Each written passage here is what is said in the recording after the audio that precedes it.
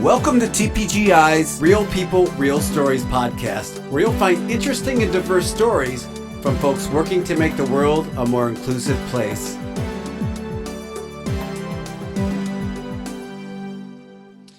Hey, welcome to the Real People, Real Stories podcast, brought to you by TPGI. I am your host, Mark Miller, thanking you for helping us keep it accessible. Do us a favor. If you're enjoying the Real People, Real Stories podcast, share it. Tell someone about it. Hey, even link to it from your accessible website. So thank you all for joining and for listening. We have a great guest today who has a great guest with her. So I want to introduce everybody to Cara and Missy. Did I get that right? Yes. Yes, you did. Yeah. So Cara is the one that's smiling and talking to us, and Missy is the one that is sitting in Cara's lap, sniffing around. And also, I want to welcome once again to the podcast, Marissa, who is our producer. Welcome, Marissa. How are you? Yeah, I am great. Thank you. You're great. Perfect. Excellent. So the reason why we're talking to you today, Cara, is because you work for an interesting organization. And Missy used to work for that organization, if I have the story right here. She's we'll call her a former employee. And that organization is Paws With A Cause. So can you tell us a little bit about what you guys do and what you do for the company? Absolutely. Thank you so much for having us. I am the public relations coordinator for Paws With A Cause, and we custom train assistance dogs all over the country for people with disabilities.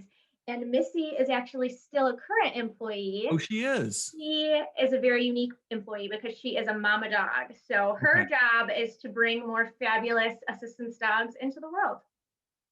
Well, that sounds like a job with a great purpose. So when you guys are you're talking about assistance dogs, like I immediately go to thinking of a dog, like a seeing eye dog, something that a person who's blind would use to help them navigate. And in fact, we have a sort of an old member of the podcast who was famous figure on the podcast, Darren. Darren since passed away, but Darren's owner or whatever was on the podcast with me, Jeremy. So if you go way back, you can hear some of the podcasts where we were talking about some of my experiences with Darren.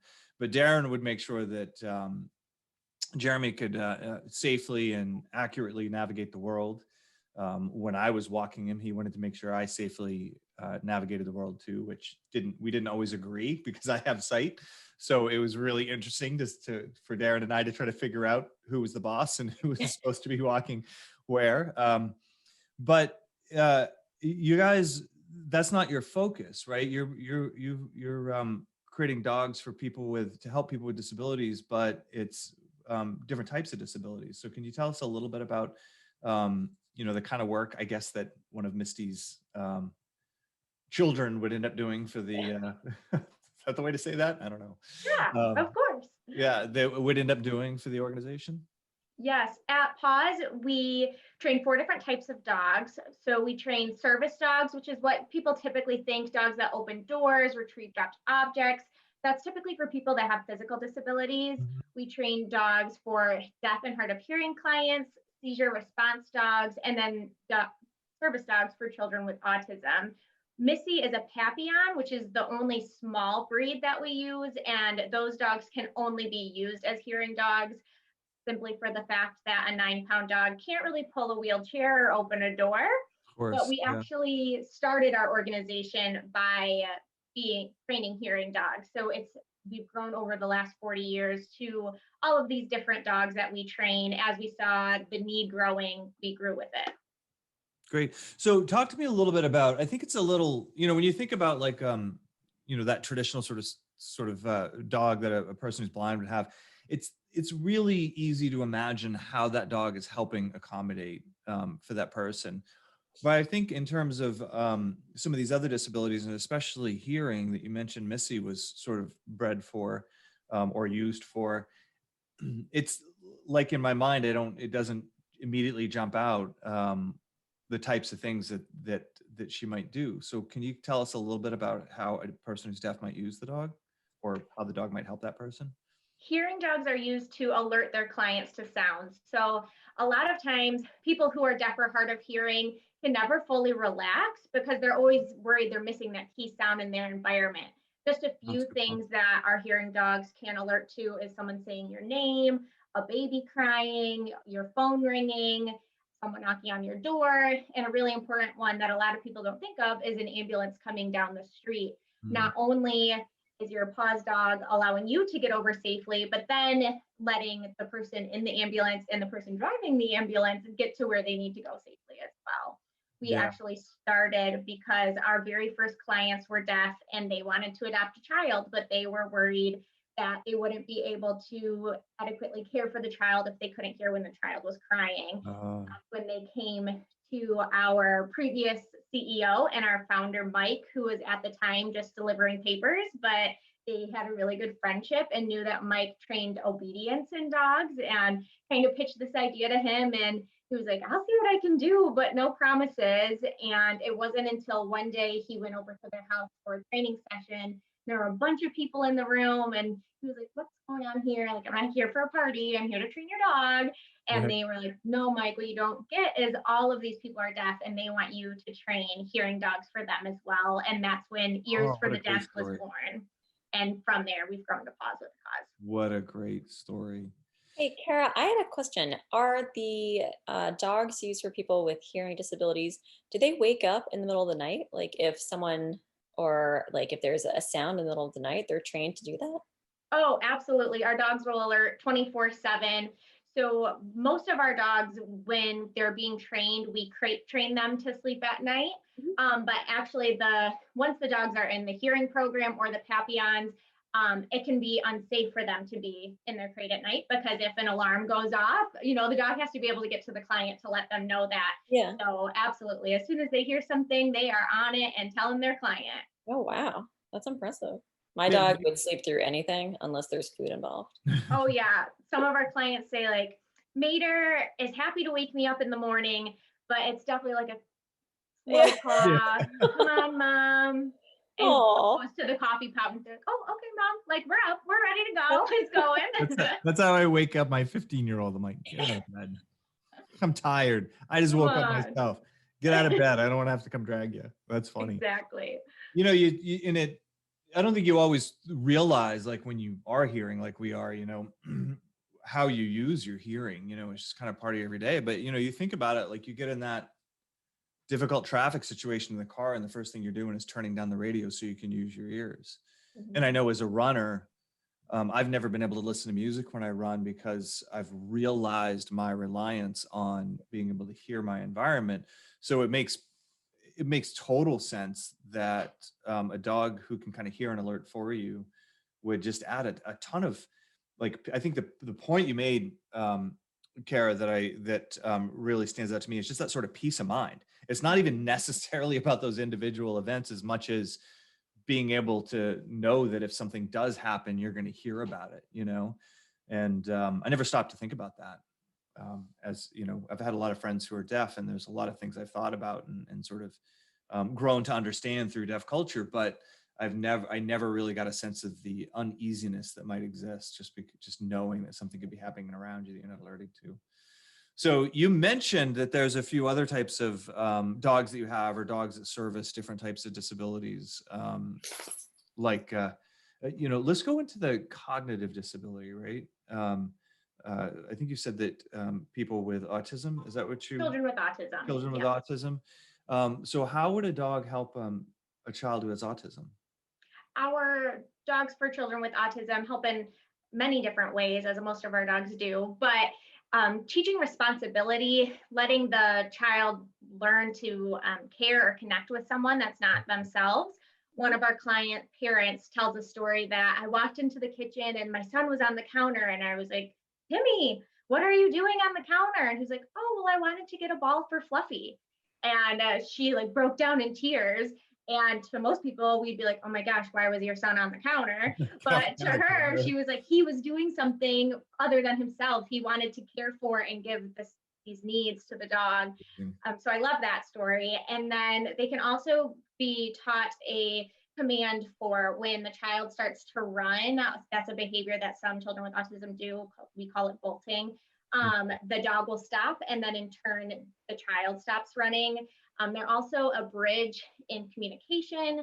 Some children with autism have a hard time communicating verbally, and they will build the rocks on, saying the dog's name or fetch, sit, little things like that that build up. And it's just a listening ear and comfort to know that that dog's going to be with you and that dog's not judging you, and you can pour love into it and the dog is going to love you right back. So when I'm just thinking about training that dog and obvious things like, the bolting behavior and stopping that, you can really see where that is. But a lot of this is about the connection between the dog and the person, especially in that case.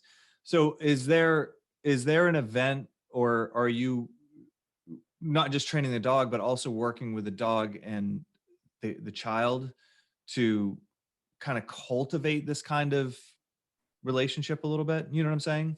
It seems like there would be work on both sides to me. Yeah, Paws is really unique in the fact that when we place one of our custom trained assistance dogs with our clients, the training doesn't stop there. So once the dog is placed, we actually have field representatives in the area of our clients that go in and work with the client and the dog for about 6 to 8 months. Mm-hmm. We like to say that we've trained the dog, but now we have to train the client. This dog knows everything it needs to do, but you may not know how to work with the dog or get it to do that stuff. So it's about 6 to 8 months, and then before they come certified, and we consider that when they're a really good working team. Great. And then you talked about some other different types of disabilities too. Can you go into a little bit of the unique aspects of those as well? Yeah, I think our organization is really unique because every single one of our dogs is custom trained. So even if Mark and Marissa, you are both getting service dogs, what your dogs would train to do is completely different because you need different things. Mhm. We even look into how high the light switches are up on the wall. Are they really high, so you need a taller dog to be able to get them, or are they a little bit lower, so it doesn't matter how tall the dog is? Do you live a really active lifestyle, so you need a dog that has a lot of get up and go, or do you like to stay home and read and you can have a dog like Missy who just sleeps by her lap all day? We really look at things like that, and that's for all 4 of the types of dogs we have. Seizure response dogs, we train to, we're really clear, respond to seizures, not predict. That is a common misconception in the assistance dog industry, and that is not something that we train at Paws. As well as for service dogs, we can train a number of different tasks, and we are always looking to, different kinds of tasks that our clients may need. So some of our clients need a dog that walks on the right side, where we typically train dogs to walk on the left, even just little things like that, that I think a lot of people not in the industry don't really think about. With the seizure dogs, when they detect that somebody's having a seizure, what is the behavior? What do they do in that instance? Our dogs can be trained to go get a water bottle, go get medication. Some of our clients have a device in their heart and then a magnet that when they begin to have a seizure, the dog can get the magnet and place it on their chest, and it actually makes the seizure shorter, which is just mind-blowing to me.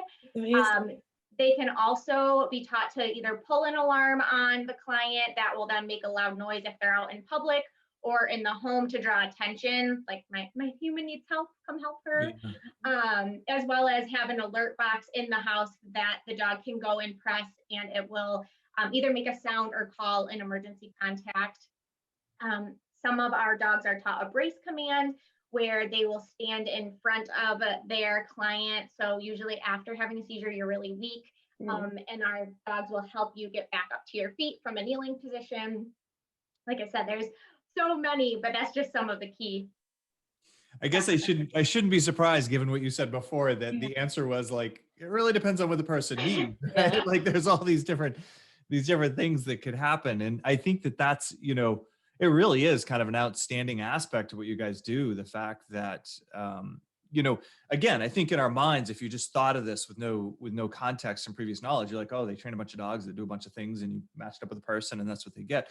But it's not that way at all. It's really about working with an individual and their needs and matching the two. So given that, do you find that you sort of try to match up a person with a dog, and they just, after you work with them for a bit, they're just not a good fit, and you look for a kind of a different personality in a dog that might fit with that person better? Of or does it course. kind of always work out? Go ahead. We do a lot of research beforehand to make sure that we are finding the best fit possible. But of course, sometimes you, just like a relationship, you think it's going to be a great fit, and then, maybe not. You have to have a breakup. Oh, So that never sometimes, happens. Never happens. never, no. Sometimes that happens. Typically, we can see it pretty quickly when they're with the dog. That's why we do have that 6 to 8 months before we certify them, because we want to make sure that they are a perfect match before we certify. In that case, the dog will come back to Paws. They'll typically continue their training process and then go on to a different client that would be a perfect fit, and we will find a different dog for that other client. Great. And then, and also, so, we're thinking about this, really, you're creating a relationship, right? This is a member of the family that sticks with that family, I would assume, for a lifetime, right? Is there any point in that process where the dog really can't continue its functions anymore, and I, for lack of a better term, kind of retires out of being that useful, being useful in that way? I'm sure it stays as a companion and a friend and stuff. Yeah, that's the perfect term to use. We use the term retire. Just like humans, our dogs do need to retire as they get older. We think that our dogs typically have a working lifespan of between 8 and 12 years. It really just depends on the dog. We do support our clients for the lifetime of the dog. So we are going and recertifying every 2 years, and then just checking up on our clients at least annually. But we have a great relationship with most of our clients, so typically we're talking to them more frequently than that. When that dog retires, does it really retire? It can stay in the home with the dog or with the human, their client. What we mean by retirement is just the dog is no longer working, whether they just they're not happy working anymore, or they physically can't it's getting hard for them to open doors. And we always want our dogs to be happy and healthy in their working placement. Gotcha. So behavior changes and you go, this dog's gotten to an age where it's really not performing these functions anymore. We're going to call this retirement. It's not something that precedes that. And then what happens? Do you end up with two dogs, one that is working and one that's watching going, yeah, I did that one. Yeah. Pretty much, yeah. It's always up to our clients. Most of our clients do apply for what we call a successor dog, and we will place another dog with them. One of our clients actually just received his 4th Paws dog last week, and they are already so sweet. They're such a great working team already. But yeah, and in those instances, a lot of times their old Paws dog will kind of step down, and the new Paws dog will come in and take over the role of assistance dog. That's the only time that we allow a client to have another dog in the home, is if it's after a previous Paws dog has retired. And that's because we want that bond to be so strong. Where we found before that if there's other dogs in the home, it can be kind of hard to get that really strong bond with their client. So I have a question. How do you communicate to the retired dog that he or she is retired? Throw them a party, bake them a nice little peanut butter cake, maybe. Exactly. We have fabulous dog trainers and field representatives that I'm sure it's confusing for the dog at first. Like, why is this guy doing my job? That's my job. But they seem to do it just fine. I'm not sure. Do you think that the old original dog ever takes the new successor dog like for a long walk and explains to him like, when I was your age? I sure hope so. I hope. Let me show you the ropes, kid. And actually, if not, there's an animated movie waiting to be made. I had a related question. So I know that when service dogs are working, you're not supposed to pet them or play with them or anything, but how does someone let a service dog know that they are not working? Like, okay, you finished your day, now you can kick off your shoes and do whatever you want. How does the owner tell the dog? That's a great question. I think it's in a couple of different ways. So for our dogs, they're always in what we call a cape or a vest. And when our dogs are in cape, they know like, okay, it's working time. I'm in my uniform, ready to go. But also a lot of times the dogs in the home don't wear a cape. So we use the command free. That means like you're good to go. You can get out of your sit. You can play.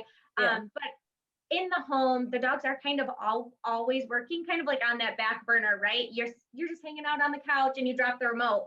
Well, your dog's going to be told retrieve, and then they're going to go and get it. But I think education around, especially in public, we always say ask the handler. Don't assume that you can go up to the dog, pet the dog, even, making noises at it or making eye contact, which may seem silly, but those dogs are doing really important work. So Yeah. always making sure that you talk to the handler, even if there's not a cape, before you interact with that dog. That's how Darren had a harness, and he would sit there and be real super, super good. And then the harness would come off and he'd be like, either I'm going to go take a nap or like he'd come over, like he'd actually come over to people that he'd been sitting there like being good, and the harness would come off and he'd come over to you and sniff you. And it's wild how people come say hi now. Typically, if they haven't seen it, they don't believe it when we say that, but they know. Yeah. It's really, it's a visible transformation in what that dog's thinking. That was a good question. I'd also just like to add, we get questioned a lot. Oh, like those poor dogs, they never get to have fun. Our dogs are bred to work and they love working. I always like to point out on demonstrations or presentations, when we're asking our dogs to do a command, their tails are wagging, their little paws are going up and down, like they're having a great time in their jobs and they love what they do, just like we hope that I love my job too. So I think that's important to let the public know that they're still a dog. Ultimately, they're still a dog and they have fun and they were bred to do this. Mm-hmm. That's a great point. And I can even see that in my own dog where, I put my dog through the paces sometimes. She's getting older now, so it's a little different. And my wife would be like, leave her alone. What are you doing? And then she would look at the dog and she'd be like, oh, the dog looks depressed. And I'm like, well, because we haven't done anything with it lately. So I find that like going for that walk or even doing the silly things where I feed it and make it sit and put the treat on its nose and make it kind of hold there and be released, just that mental engagement the dog's looking for. And that I know I'm sort of humanizing the animal a little bit here, but in my observation, it tends to make, brighten the dog up a little bit and make it happier because it's doing something. It's more when we're like, in the winter months, we're not walking it as much. It's lying around. It's not doing anything. That's when it kind of gets this behavior of like, this is it, guys. So I can see where they're probably very happy animals given such a purpose throughout their lives, So that's great. So is there anything else? I think one of the really cool visuals in this story is thinking about this group of deaf people that the founder sort of stumbled on that said, me too, like we want one of these too. So how did that go? They walked in and there was a group of people that said we wanted these dogs, and the owner just started, or the founder just started training dogs? Yep, absolutely. He just started training dogs. At first, it would be personal dogs or dogs from the rescue. We were only seeing about a 1 in 12 success rate from using rescue dogs. So that's when we started our own breeding program. Mm-hmm. And through that, we've seen about a 1 in 2 to 1 in 3 success rate, meaning going on to working careers. We are all about adopt, don't shop. If you are looking for a pet dog or looking into a nice breeder, but with working dogs, it's really important that you're not only knowing the temperament, but the health history of the dog as well. With our breeding program, we look at least 5 lines back. So we really know what kind of dog we're going to get out of each litter. Even things down to like golden retrievers' coats are typically pretty fluffy and they can mat often. Our breeding coordinator has been able to breed it so the coats of our Goldens don't mat so much. And that's because a lot of people with physical disabilities may not have the dexterity to be able to brush out those mats. Little things like that make a huge difference in the industry and to who we're serving. It's amazing to me to think about that day, and then to hear you talk about the sophistication of the program. I mean, I suppose that's how all these things start, but it's really amazing because that there was a lot of trial and error and mistakes and things learned along the way that led to such a refined program that clearly works. Like, I'm assuming that you guys have just an amazing set of clients that love what you provide for them. Yes, 41 years later, and we've placed over 3,000 assistance dogs with our clients, and we're always trying to find a working career for our dogs. So if our dogs don't go on to help someone with a disability, they are usually going on to a different working placement, like going with policemen or firemen or Oh, arson fantastic. technicians. Yeah. And most recently, we've started training facility dogs as well. So those are dogs in hospitals or in school settings to, these dogs help people. So we want to continue to help as many people as we can. That's amazing. So before we wrap up, Cara, I want to hear a little bit about your story. Like, how did you end up working for Paws With A Cause? That is really fun. It was my last semester of college, and I was signed up to take a ballroom dancing class, and I was in my communication ethics class, and in walked my professor, and she had a guide dog named Chad, and she was talking about with Chad, I get to ride the bus and I get to come and work. And I was like, What was her wow. disability? She was blind. Okay. Right. And so her Chad was her guide dog. And I was like, wow, the way she talks about getting to work and getting to ride the bus, like it was really kind of a moment to step back and just think about all of these things that I take for granted every day. And I knew I wanted to work in nonprofit. That had already been kind of my pathway, and advertising and PR. But I was like, I wonder if there's any guide dog organizations around here. I had already fulfilled my internship credit the semester before. And I looked up Paws With A Cause, and I was like, oh my goodness, it's so close. And they had an internship open. So unfortunately, I did not take ballroom dancing. I ended up dropping the class to take Paws With A Cause as an internship. And then when I graduated, they actually created a new position to bring me on full time. So I have been there for almost 4 years now, which is just crazy. But I'm very humbled that every day I get to come to work. I'm knowing I'm making just a small difference, and I'm helping people, and I love dogs. So it's like the dream job. Oh, that's wonderful. So glad that you found a job that you love like that. That's wonderful. Well, we need to wrap up. Is there anything that that you'd like to add before we close out here? We do estimate that our dogs take about $35,000 to breed, raise, train, and place a single assistance dog, and this comes almost entirely from individual donors. So if anyone feels compelled, you can give at pawswithacause.org, but also just giving us a like on Facebook or spreading the word is huge for a nonprofit. So I urge you to talk about our amazing organization and check out some cute puppy photos on social media. That can't be hard to get people to do. Yeah.